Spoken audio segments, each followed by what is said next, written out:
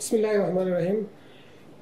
সাংবাদিক বন্ধুগণ, আসসালামু আলাইকুম। আমি আপনাদের সকলকে প্রথমে স্বাগত জানাচ্ছি এবং শুরুতেই আপনারা জানেন যে বিগত যে ডাকসু নির্বাচন ছিল সেখানে আমাদের সবার প্রিয় একজন সাংবাদিক তরিকুল ইসলাম শিবলি, যিনি ডাকসুর নির্বাচনকালীন সময়ের সংবাদ কালেকশন করার সময় হার্ট অ্যাটাকে বা স্ট্রোকে শাহাদাত বরণ করেন। আমরা শুরুতেই তার রুহের মাগফিরাত কামনা করি এবং তার সন্তপ্ত পরিবারের প্রতি সমবেদনা প্রকাশ করে আজকের এই সংবাদ সম্মেলন শুরু করছি।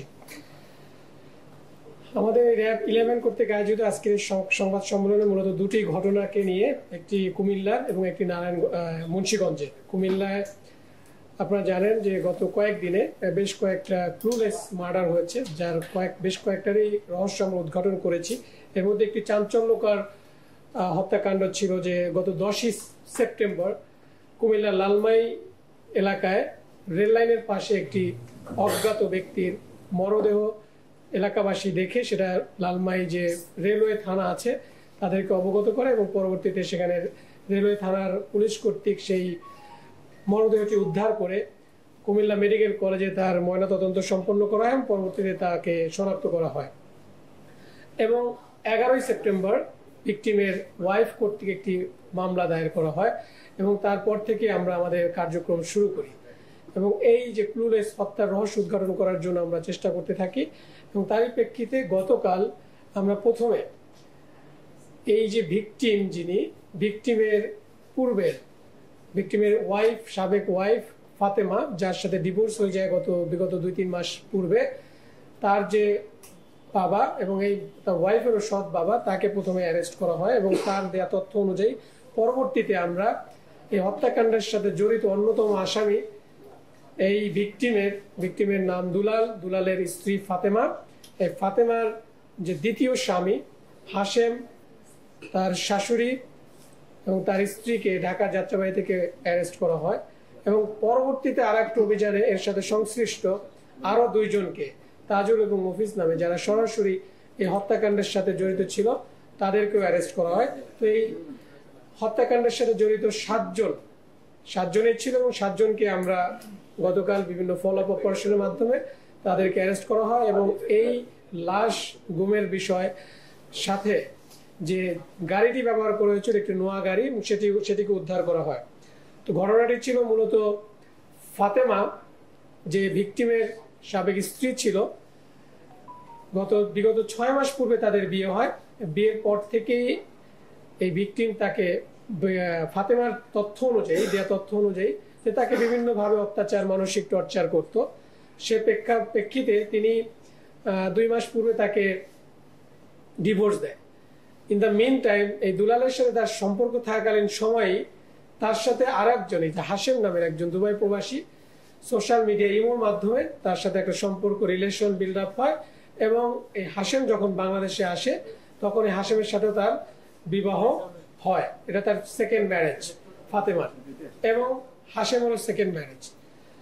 বিবাহের পরেও, এই হাশেমের সাথে বিবাহের পরেও এবং দুলাল কর্তৃক ডিভোর্স দেওয়ার পরেও এই দুলাল বিভিন্নভাবে এই ফাতেমাকে ডিস্টার্ব করে যাচ্ছিল।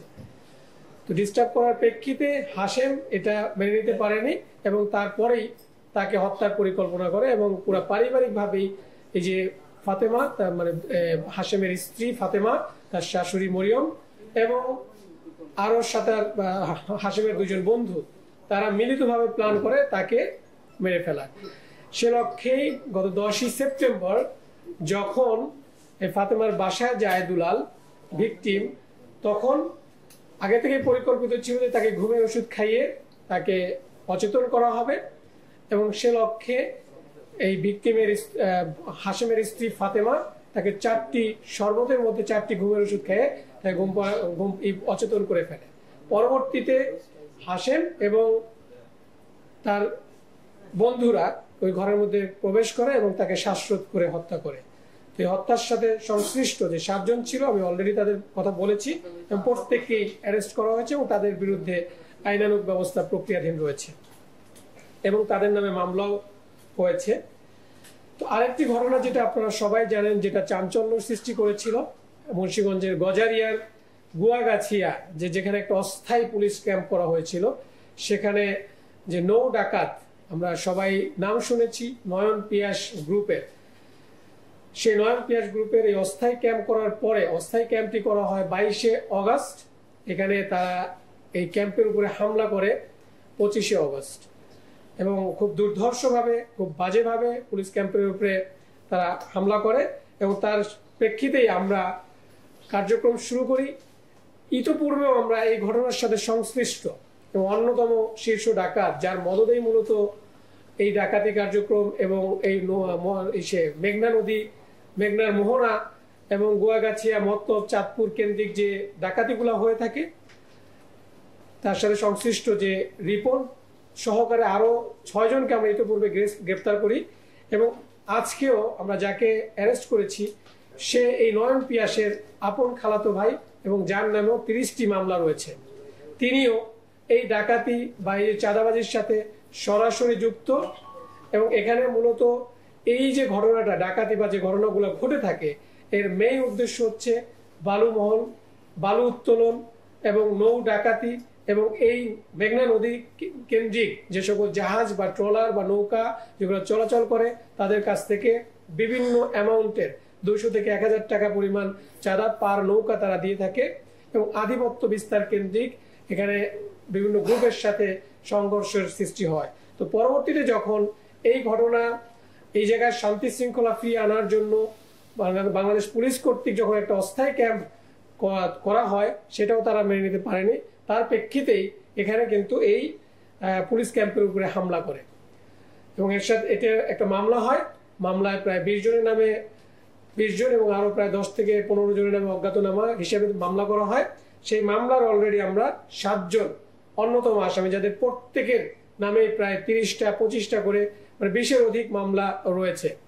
আজকে যাকে আমরা গ্রেপ্তার করেছি তাকে একটি অস্ত্র এবং তার যে আস্তানা থেকে বিপুল সংখ্যক ম্যাপ, যে তার এরিয়াটা কোন এরিয়ায় তার আধিপত্য বিস্তার করবে, কার এরিয়া, এই দলের এরিয়াটা কোনটা, সেরকম ম্যাপ, তারপরে আমরা টাকা গোনার মেশিন এবং আরো বেশ কিছু আলামত সহকারে তাকে আইনের আওতায় আনা হয়, এবং এর বিরুদ্ধেও আমাদের পরবর্তী যে আইনানুগ যে ব্যবস্থা সেটা প্রক্রিয়াধীন রয়েছে।